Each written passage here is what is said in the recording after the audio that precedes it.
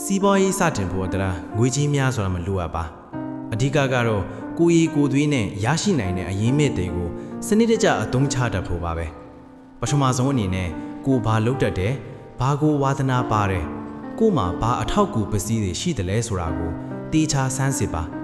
ဥပမာစာရေးကောင်းရင်ဒီဇိုင်းဆွဲတတ်ရင်ချက်ဖြုတ်ဝါသနာပါရင်ပရိဘောကပင့်တတ်ရင်ဒါတွေကိုအခြေခံပြီးစတင်နိုင်ပါတယ်လက်ရှိမှာစမတ်ဖုန်းအင်တာနက်ရှိရင်တောင်အွန်လိုင်းကနေစီးပွားရေးစတင်နိုင်ပါပြီငွေကြီးအနည်းဆုံးနဲ့စလုပ်နိုင်တဲ့နည်းလမ်းတွေထဲမှာဝန်ဆောင်မှုပေးတာကအထီးရောက်ဆုံးပါပဲအွန်လိုင်းကနေ virtual assistant အဖြစ်လုပ်တာ social media page တွေစီမံခန့်ခွဲပေးတာလူတဦးချင်းအတွက် content ရေးပေးတာမျိုးတွေလုပ်နိုင်ပါတယ် data တွေမှာဆိုရင်လည်းအိမ်တန့်ရှင်းရေးလုပ်ပေးတာပိုက်ဆံပို့ပေးတာကလီးကြည့်ပေးတာအိမ်မွေးတရိษံလှုပ်ကြွေးစောင့်ရှောက်ပေးတာတွေလုပ်နိုင်ပါတယ်ဒီလိုအလုပ်မျိုးတွေဟာအစပိုင်းမှာအနှဲငယ်သာရင်းနှီးမြှုပ်နှံရပြီးလုပ်ငန်းတိုးချဲ့ဖို့လွယ်ကူပါတယ်ကုန်ပစ္စည်းရောင်းချခြင်းရင်လည်း online ကနေ drop shipping စနစ်နဲ့စတင်နိုင်ပါတယ်ဒီစနစ်မှာကိုကကုန်ပစ္စည်းကိုကိုယ်တိုင်မကိုင်ထားပဲကုန်ပစ္စည်းပိုင်ရှင်နဲ့ချိတ်ဆက်ပြီးရောင်းချတာပါဖောက်သည်စီကိုတိုက်ရိုက်ပို့ပေးတဲ့အတွက်ကုန်ပစ္စည်းလာတင်ထားစရာမလိုအရှုံးအန်ဒီရဲ့နည်းပါတယ်တခြားနည်းလမ်းတစ်ခုကတော့ print on demand ဖြစ်ပါတယ် T-shirt ချင်းအစို့ဖောင်းကီးစတာတွေမှာဒီဇိုင်းတင်ပြီးအမှားရရင်မှထုတ်လုပ်ပေးတာမျိုးပါကိုယ်ပိုင်စွမ်းရည်ရှိရင် e-book ရေးတာသင်ခန်းစာဖြည့်စုတာဒီဇိုင်းဖိုင်တွေရောင်းတာမျိုးလည်းလုပ်နိုင်ပါတယ်လက်မှုပညာနဲ့အိမ်တွင်းထုတ်လုပ်မှုကလည်းကောင်းတဲ့ရွေးချယ်မှုတစ်ခုပါပဲကိုယ်တိုင်လက်မှုလုပ်ထားတဲ့အရာအိမ်မှာချက်ပြုတ်ထားတဲ့တဘာဝမုံတွေအလှကုန်တွေကို online ကနေ data တွေကနေစတင်ရောင်းချနိုင်ပါတယ်ဒီလိုလုပ်ငန်းတွေမှာအရေးအသွေးကိုအဓိကထားပြီးဖောက်တွေကျေနပ်မှုရအောင်လုပ်ရင်ပစိတ်ကြော်ညာနဲ့ပဲတဖြည်းဖြည်းကြီးထွားလာနိုင်ပါတယ်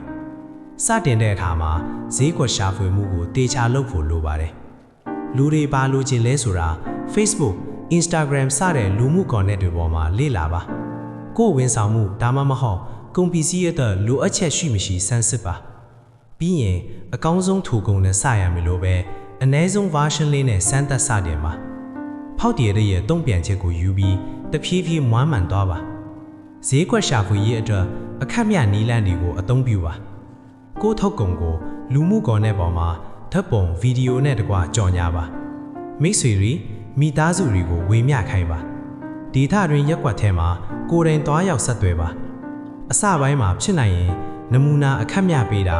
ဈေးနှုန်းလျှော့ပေးတာမျိုးလုပ်ပြီးဖောက်တည်စုဆောင်းပါလုပ်ငန်းစတင်ပြီးရင်အရေးကြီးဆုံးအချက်တစ်ခုကစည်ရင်းစရာကိုမှန်ကန်လုပ်ဖို့ပါ